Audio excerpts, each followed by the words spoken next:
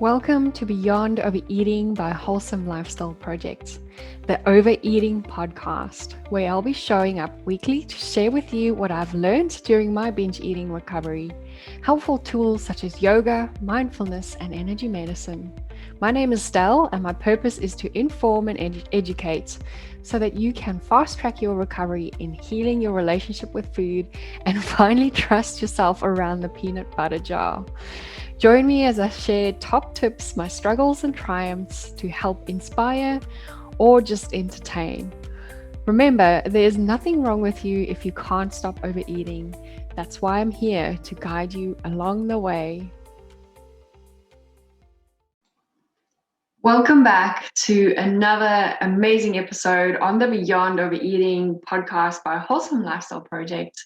My name is Coombe-Heath, recovered binge and emotional eating person. I don't know how to say that, but I struggled for over 13 years with binge eating, emotional eating, and orthorexia. And today I actually just wanted to share with you my story. This week is NEDA week, which is the National Eating Disorder Awareness Week. And the theme this year is everyone has a story and everyone has a seat at the table. Everyone has a say. So I wanted to hop on here and share that story for you. I had another episode planned for today, but I just couldn't let this opportunity pass and really just share a little bit about my raw and honest journey through this process, through healing. And I'm hoping that by just one person listening to this today, you might feel inspired to take action and start on that process of healing. So let me step back and just tell you a little bit about where my journey started and how this all came about, that I'm talking to you today about eating disorder recovery. And I think it's really always great to step back and just see where we're at and how far we've come. So one thing I always tell my clients is never, ever, ever discount the progress you have made in the past. So as we move through today, this is going to be just a journey through my struggles. It's just my honest story, and I can't wait to share that with you. So my day now looks completely different to what it did 2 years ago now. It's filled with meditation, work, teaching yoga, and helping amazing women with their battle against food.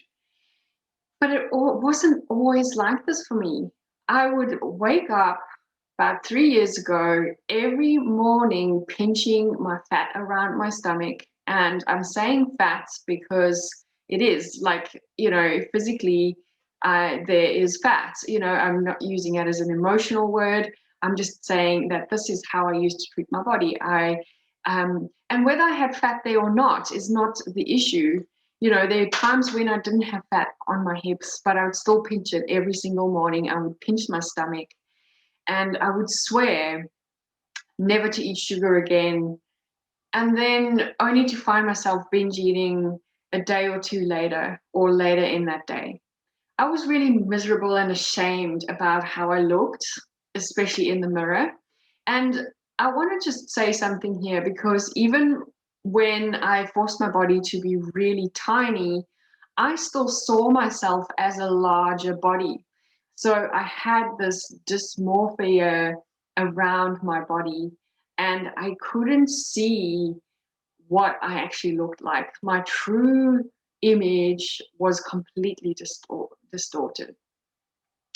So my disordered relationship with food probably started at the age of 12, when my gymnastics coach actually slapped my belly and told me I was getting fat. And 2 years later in high school, I actually started living off crackers and a boiled egg or maybe an apple a day, just because I wanted to make sure that I stayed skinny, because I felt like I would be accepted, and because of this belief that I built around my body that I was overweight. So I also started smoking at the age of 14 because I read in a fashion magazine that certain models were smoking to suppress their appetite. So I started smoking to look cool, I guess, but also in a way to manage my weight. I would, after every single meal, deliberately go and have a cigarette to speed up, and I'm putting my inverted commas here, speed up my metabolism. And this carried on for 7 years of really restrictive eating already from a young age. And then second year in uni, I had a car accident.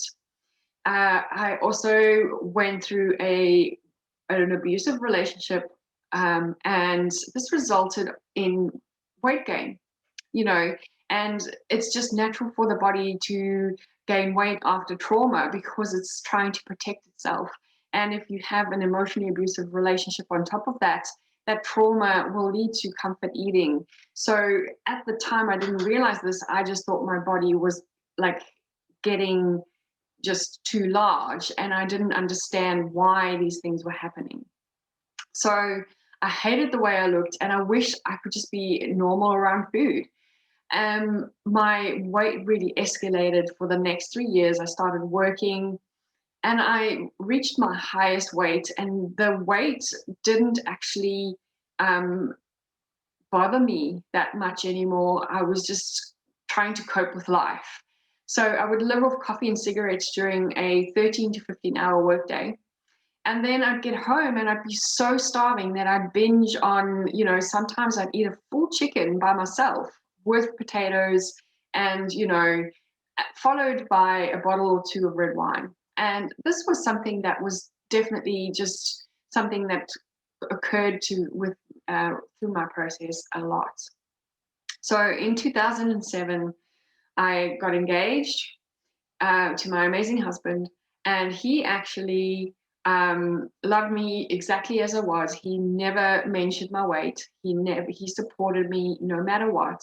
But I didn't want to go into a marriage the way I was going. I knew what I was doing to my body was not healthy, and I knew I had a problem with binge eating, but um, I just really felt hopeless at that point. I had no idea where to start. So the natural thing you do when you want to start getting healthy is you go on a healthy eating plan. And again, I'm putting this in inverted commas because I found this healthy eating plan on Google, and the one of the first eating plans I did was a cabbage soup diet. I'm not promoting this at all. It's actually extremely dangerous. So I went on this cabbage soup diet, and this followed cycles and years of restrictive eating plans. I injected myself with different different things, and I started running a lot as well to just start really manage my weight. So as you can see, I was wanting to manage the external. However, the wounds that caused the weight gain was internal traumas, internal abuse, internal beliefs about my body and the way I saw myself from a very young age. So I started with these restrictive eating, the injections, and running, and the weight gradually started coming off. And finally, things seemed to be okay for me on the surface. However, I was always still binge eating in the back end. If I had one day off, I just couldn't control myself. If I had too much wine, for example, I would just completely lose my inhibitions around food. And so just took things extremely to the extreme with my eating, restrictive eating, with my running. And this usually is a good thing, starting a healthy eating plan and, starting exercise, there's nothing wrong with it. But the way I handled it was really going into an unhealthy version of that, from one extreme to the next. And, I would start making up for my binge eating by running even more and going to the gym even more. And I just started taking things to the extreme. Eventually I was living off crackers in the morning again, like I was as a teenager, and a little small portion of protein and vegetables at the night, injecting my stomach again with some fat loss potion. Things just kind of seem to recycle itself. The same kind of things just kept happening. And in 2013, my life kind of felt normalized with this, every now and then I wasn't binge eating every day, but probably every second, third week, there would be a binge. I would run it off. I would over exercise. And so that just became my life. It became normal. I didn't think I had any issues. I thought I had. I couldn't trust myself around food. I couldn't trust myself around sugar in particular. And 2013, I had some real hardships, like real illness in the family with my dad, and I really felt hopeless about my situation. And so there, the binge eating actually started escalating again. I would be good during the day, eating the food on my food plan, whichever one I was following at the time. But then I'd have cravings all day. I would literally see like pastries float around my face, like while sitting at my desk. That's how bad my food thoughts were. So if you listened a couple of episodes ago, you would have heard me talk about possessed Patsy. And that's how I felt. I literally felt possessed by just images, like, around food. So I'd resist these images, I'd resist these cravings all day. And then I would stop at a service station on my way home, or a pastry shop, and buy 2 or 3 items, not just one. I would eat it all in my car in the traffic on the way home, and then stop at another shopping center to fill up on more snacks and throw away the other packaging so that no one could know what I was going through. And I just felt so ashamed about how much I was eating. And I didn't want anyone to know about it. This was just such a lonely, lonely journey for me. And, you know, I would get home from these days of binge eating in the car, and then I'd, be so tired, mentally exhausted, emotionally exhausted, but I'd still put on my running shoes and go for a run because I forced myself to do it because I knew I needed to work off what I've just binged on. And I did this because I wanted to feel confident in my body, and I wanted to, um, I just wanted to be in a space where I didn't have this, plague of binge eating all the time. So I really felt so much shame of the cycles of the binge eating and the running.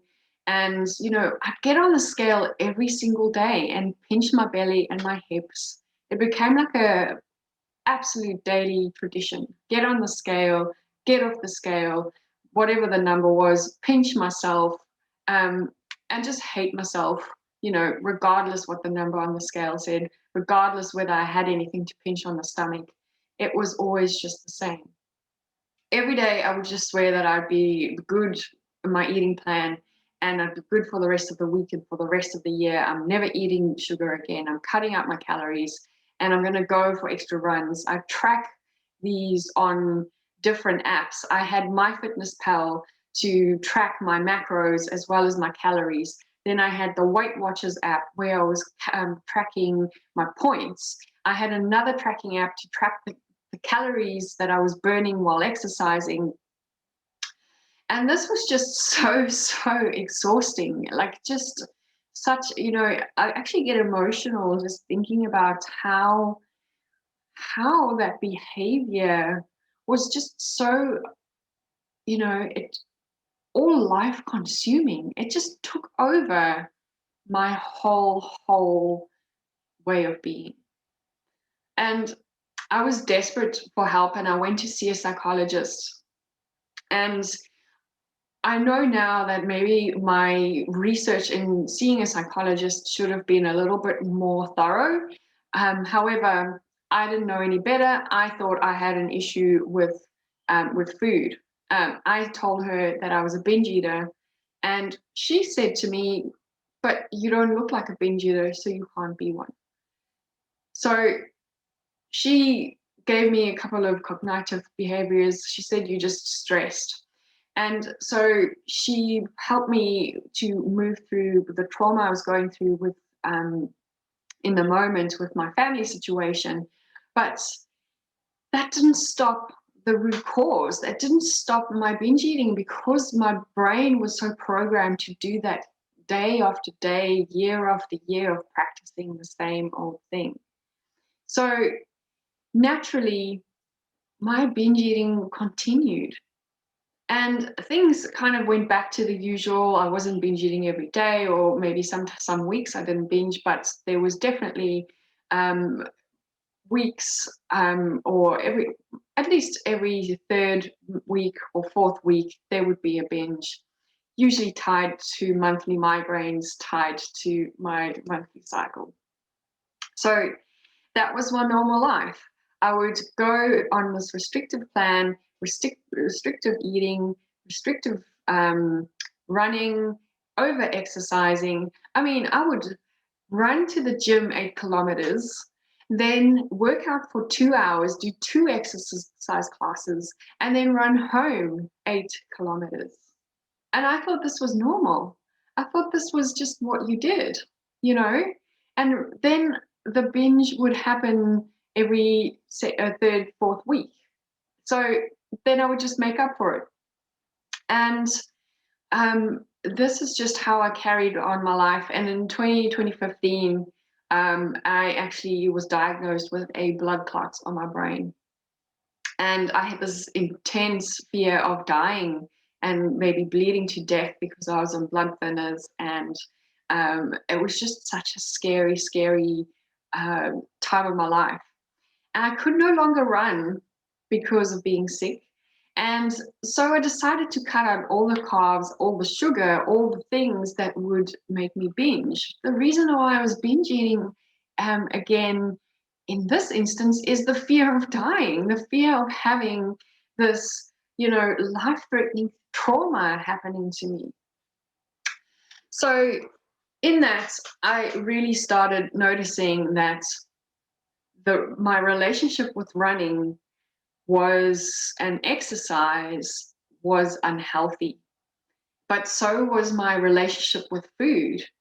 And I just wanted to be normal around food. I wanted to be able to control myself around food. So the natural thing I could do was to just keep away from my binge foods. And now when I think about it, those binge foods were my comfort foods. And the more I denied myself those comfort foods, the more I would find myself binging on them. So in 2016, I attended a Mind Power course facilitated by Robin Banks. If you haven't heard of him, he's just such an amazing Mind Power guru based in South Africa.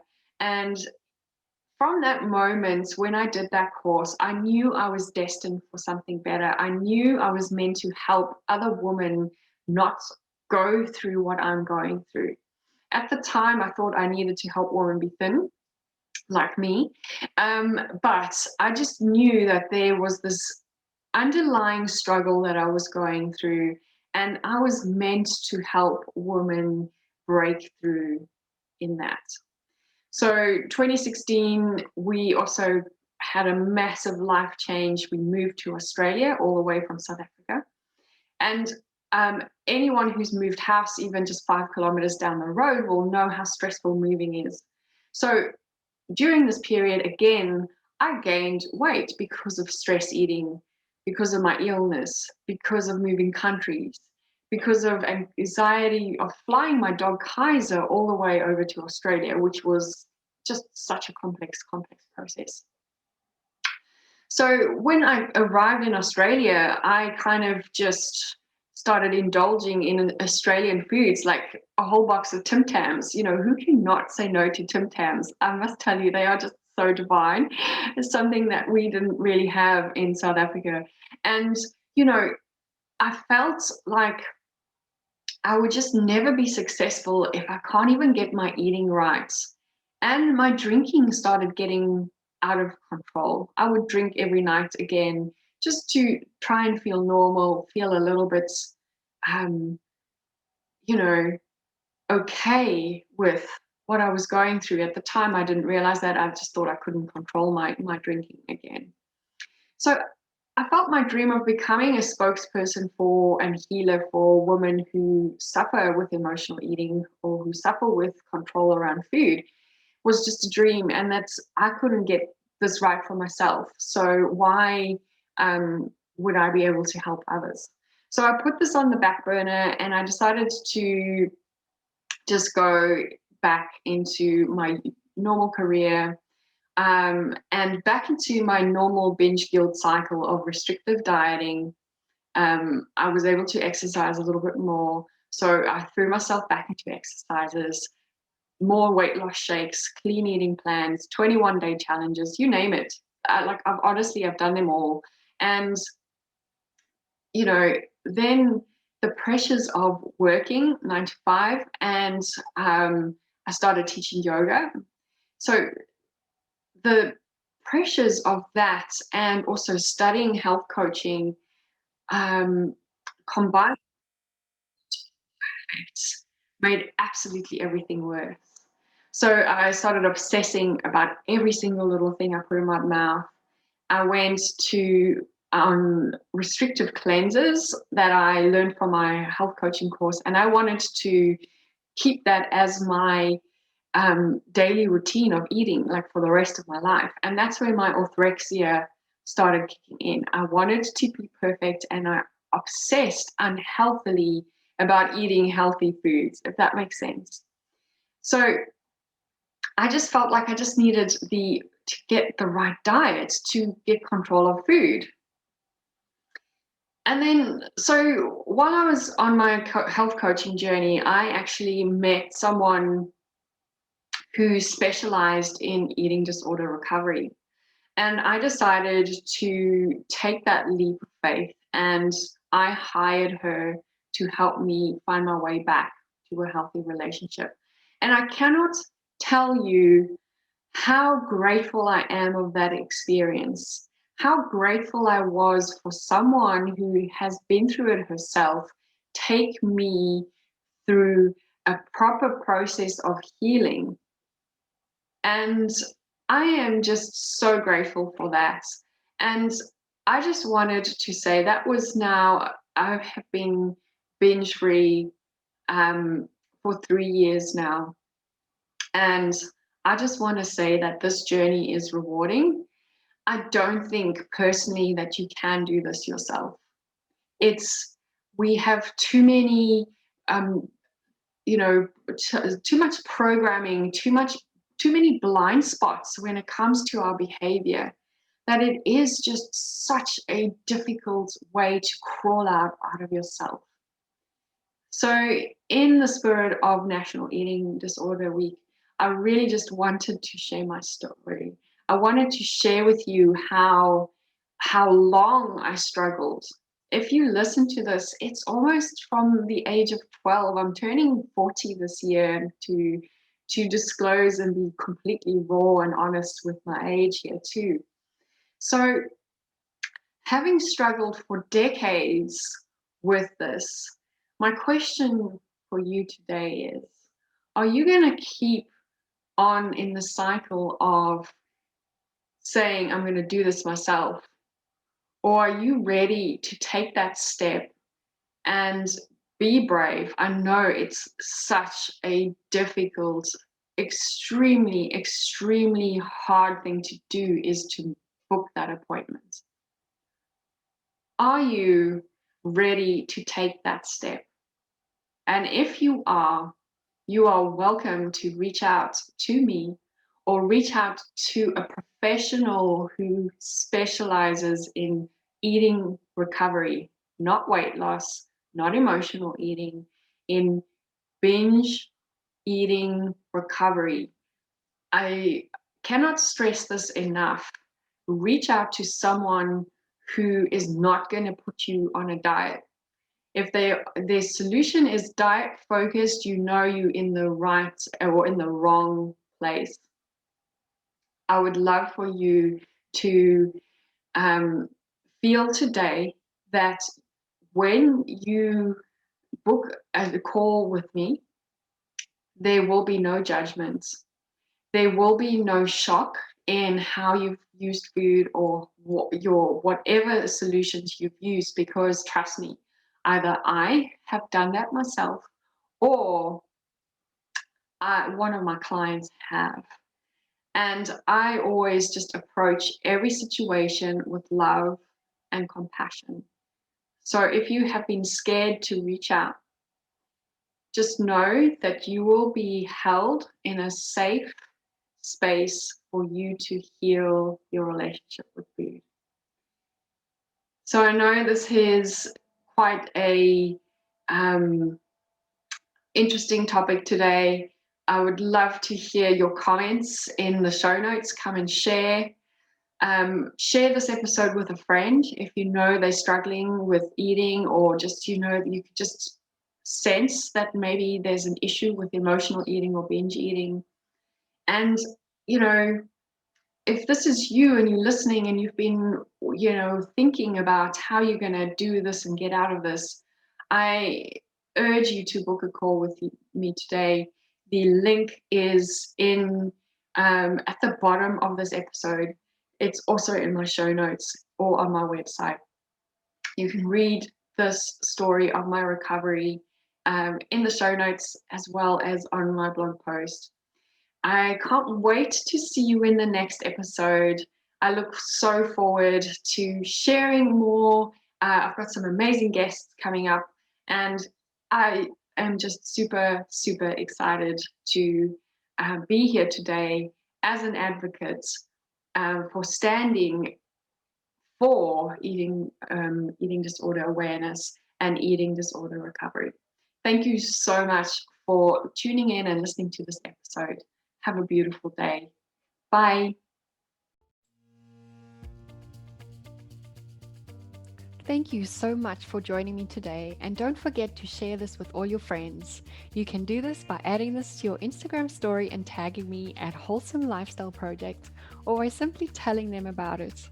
If you could rate and review on whatever platform you are listening, this will go a long way in helping me get this podcast out there so that I can share my message and help as many women out there struggling with food issues as I can. Don't forget, you can follow me on Instagram on Wholesome Lifestyle Project, or connect with me on LinkedIn. My name's Coombe-Heath, and that's where you'll find me on LinkedIn. I'll talk to you soon. Bye.